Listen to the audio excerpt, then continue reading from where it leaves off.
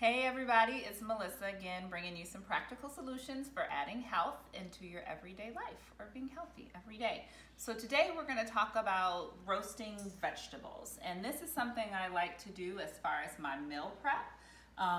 For those of you who are trying to add more vegetables in and you don't want to necessarily cook vegetables every day, one of the things I do is batch roasting. So today we're going to do a mixed vegetable roast with some broccoli, some carrots, and some red onions. And I've got a little bit of time, so we're going to mix all that together and I'll show you that. We're also going to roast some butternut squash that I've already got cut. I bought cut. And then we're going to roast some sweet potatoes. So why are we doing all these things at once? Well, we can utilize our oven better instead of using it several times a day or different days. We can just do a whole big batch. So this broccoli I bought in a big stalk. We're just gonna pour it in here. I've already washed these and chopped them up. If you wanna save time, you can buy vegetables already chopped. However, if you wanna save money, then chop it yourself. And you can see I've used some of the stems, so we can keep that. And we've got some carrots here, so we're gonna dump these in. Again, if you wanna save time, you can just use baby carrots. And yeah, or you can just get the carrots and peel them yourself. And then this is one large green onion, so we're just gonna put that in there. I always recommend that you buy local when possible and buy organic when you can. If you can't buy organic, sometimes buying local will help you. Anyways, so we've got all our vegetables in here, and this is olive oil, just some extra virgin olive oil, and you can see I'm being generous here. Don't worry about the fat content. Sometimes we can get so scared of like, oh my gosh, I can't use any olive oil. This is good stuff for you, okay? We're gonna add some coarse sea salt. We're just gonna put that in there. And then you can use whatever you like. Find if you like, I used thyme this time, but if you want to try maybe some basil or any type of fresh herbs is going to add more flavor to your vegetables, or you don't have to use that at all. You can even go as basic just to put the salt and the olive oil and leave it at that. We're going to add a little bit more because I like things a little bit more seasoned.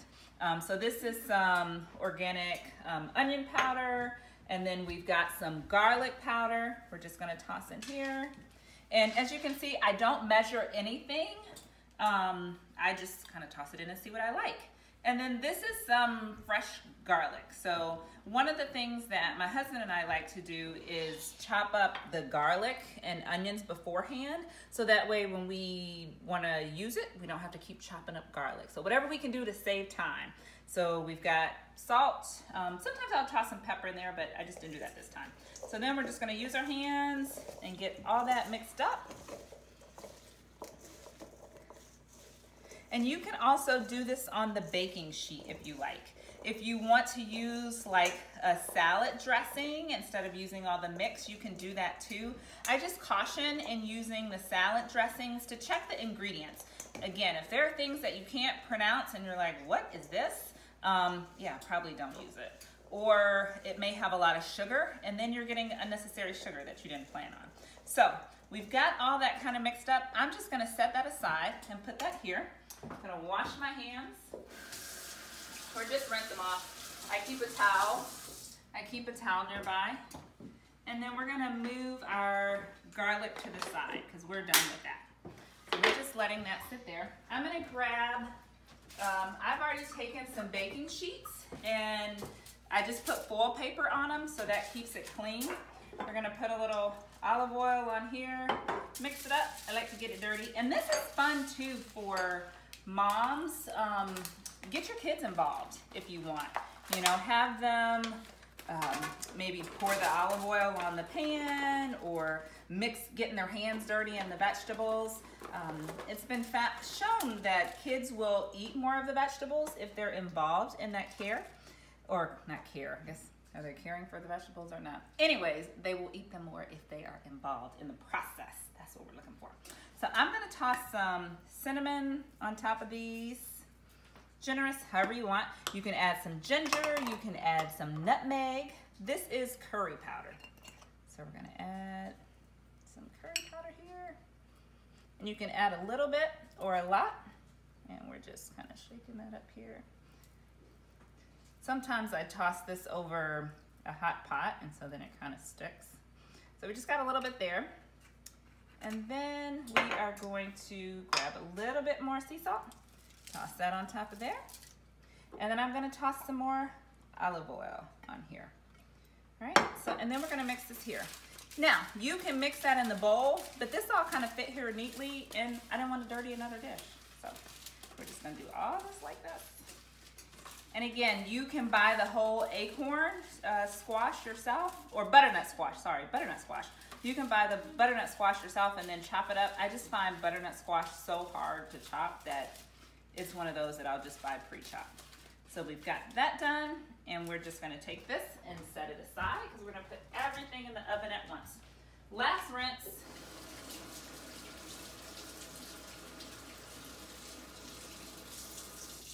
I've already rinsed these potatoes, so I've got 2 large sweet potatoes. You want to try to get the sweet potatoes about the same size. And then I'm going to take another oiled pan, and I've got 2 other sheets of foil paper. These have been washed. Make sure you wash them really good. Keep the skin on. If they've got a sticker or something on there, take that off. And then we're just going to wrap these up. This is because as these cook, the juices will spread. So that's our oven telling us that we're ready. We've got it preheated. So the juice will spread. So now we've got our sweet potatoes. And sweet potatoes are an easy food that you can use in a variety of things. For those who are maybe going without grains and you're trying to figure out what to do for breakfast and you've been eating oatmeal or bread, sweet potatoes provide a great source of fiber, as well as complex carbohydrate in the morning. So maybe if you want to have your eggs and sweet potato, it's already done, and we'll show you what you can kind of do with these afterwards. So we are going to take our vegetables now, and I've got another pan over here, and again, we're going to grab our olive oil. So I used to be afraid of olive oil, right? Because I was afraid of fat. And then my husband, who is from the Mediterranean, said, don't be afraid, put more of that stuff on there. So now I'm not afraid of olive oil anymore. Keep you proud. So we're just gonna toss all this on here. And again, experiment with and see what kind of vegetables your family likes.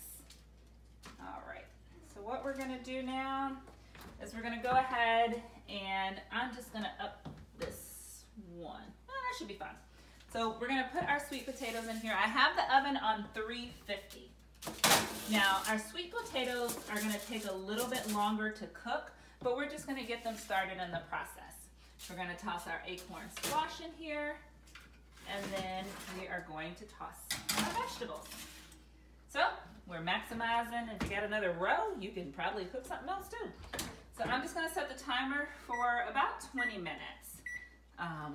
And then we'll come back and we'll just kind of maybe stir them up, check on them, see if they're done. 20 minutes may be long enough for you depending on how crisp or soft you like your vegetables. So we'll leave them in there. You can go and do something else. If you're meal prepping for the week, maybe you're using your stove and you're chopping something else. So while I don't recommend multitasking, I do recommend parallel cooking. And what do I mean by that? Is doing things in batch that you don't have to try to do multiple things at a time. You've got several things going, and at the end, you've got 3 or 4 finished products. Okay, so we'll come back and check on those in just a little bit. All right, so our timer's about to go off. We've got about 6 seconds left here, so we can just stop that before it gets to beeping, and we'll check. Ooh, delicious aromas and heat. So we're gonna stir this up. You can see some of the juices from the vegetable are in there, as well as the oils. And if you find that you wanna add a little more seasoning or something else, you can do that here. I like for my vegetables to kind of get a little bit brownish and more that roasted feel, so it almost like they're borderline burnt, but not really. So I'm gonna leave these in here for a little bit longer. These will probably need about 15 to 20 more minutes. And I'm just going to rinse this off, and we'll need another one. Sometimes, if I'm making different things, I don't care about mixing the flavors. We're going to pull this out, and we got one there. Look at that. And so just roasting these around. moving them around rather. The oven is roasting them. All right, they look good. They're still pretty firm. And sometimes the one thing is if you get pieces that are different sizes, so like this big chunky one is probably going to take a little bit longer than these here. You can, you know, move out the smaller pieces. That's a little bit more work than I'm interested in. So I'll just let them roast together, and then some will get done just a little bit sooner, or maybe get a little bit more of that crisp roasted feeling. So I'm just going to set the timer for another 20 minutes, but what we'll do is come back when they're all done, and I'll show you how I put those away for another day. All right, see you in a minute. All right, so we're gonna check our vegetables again now. I've checked on them a few more times, and I think they're ready. It was actually about another 20, 25 minutes or so that I let them roast. So I would say these are done to my liking. You can see they're starting to get a little bit brown here. So I like to have some of that. So we're gonna take these out, just plop those there. And then we're gonna check on our acorn squash too. And so the small pieces are definitely done. You can see we've got some brownish roasting. And when I pierce that, it goes right through. So for me, that is done to the point where I like it. So we're just gonna pop that out. We're gonna leave the sweet potatoes there because those usually take a good hour or so. Maybe the size of those, probably a good hour and 20 minutes.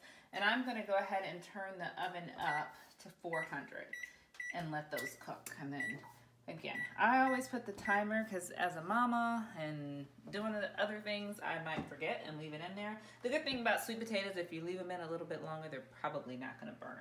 So these are all done. What I'll do is let these cool, and then I've got my containers here. I'm going to put my acorn squash in this one, and then we'll put our roasted vegetables in this container. And again, this is a great kind of medley that you can have for dinner tonight, or if you want to do this as part of batch cooking and you want to take your lunch to work, which I'm always an advocate for. You know, don't spend extra money buying food out, just take your lunch. And so if you're like, well, how do I get more vegetables in? This is great. You can put it, you know, add some chicken. So if you grill some chicken in batch, or if you want to do tofu or whatever, even if you want to do like some pasta, get some penne pasta, and just kind of mix with that, and that'll make it a hearty meal that can be a side by itself or the base to something else that you can mix up. And then just as I mentioned with the sweet potatoes, acorn squash sometimes makes a delicious breakfast substitute instead of cereal or grain. You can even mix these things together and you get a nice burst of flavors, put some mushrooms or so. We'll have some more examples in our future videos of some things to do with these, but this is all done. I'm gonna let it cool, put it in here, and then we'll toss those puppies in the refrigerator. So we'll be back one more time to talk about our sweet potatoes and show you how I just package those away. All right, see you in a bit.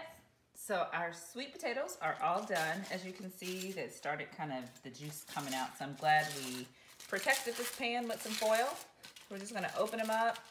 So it took all in all maybe about another 40 minutes. It probably could have been done at about 30 minutes after our last time. They're still a little bit warm, but I've allowed them to cool. And you see the skin can just peel right off. Now, if you're looking to be a bit more healthy and get everything in there, you can just eat it with the skin. You might just roast a bunch of sweet potatoes, leave them in the foil paper, and then when you're going out for lunch or a special dinner, you can just undo them. Or undo the plastic and then put a little salt, some seasonings on it, you're done. What we're gonna do this time is simply peel the skin off. See how easily that comes off, just like that. And we're gonna plop this right in there. And we're gonna peel the next one. And I grew up in the South on like really sweet, buttery, sugary sweet potatoes. We took something very delicious and healthy and sometimes made it not so healthy. So this is the in-between version where it's healthy. You still get a little bit of that southern flavor, but without all of the extra. So we just plopped both of our sweet potatoes there. I've taken that off, and you can leave it just like that and be done. Or what I'm gonna do is add a little cinnamon. Again, we talked about, I don't really measure much. About that, if you like a little bit more than that, that's fine. I've got a little nutmeg, just a sprig of that, and a little ginger, and that's it. You can add a little bit of butter if you want to give it a little bit more fat. Sweet potatoes are great on their own without any added sugar, but if you want to just add a little extra, you can just put a little sugar or honey or maple syrup. I would say no more than a tablespoon or two. And you might want to just throw like a pinch of salt in there. And so you can see we didn't have to do any extra mashing. We didn't have to chop anything up. We didn't have to peel any skin. We just cleaned it, put it in the oven, and we are done. So this may be the side for a family dinner, or again, this can be just something extra that you add to your already cooked protein or a side to your vegetables. And that's it. So today we roasted 3 different types of vegetables that we can eat at different times. And yeah, let me know what you think. Leave a comment below and subscribe. We hope to put out more videos to you. So probably a video coming once a week or so. All right, take care. Happy living.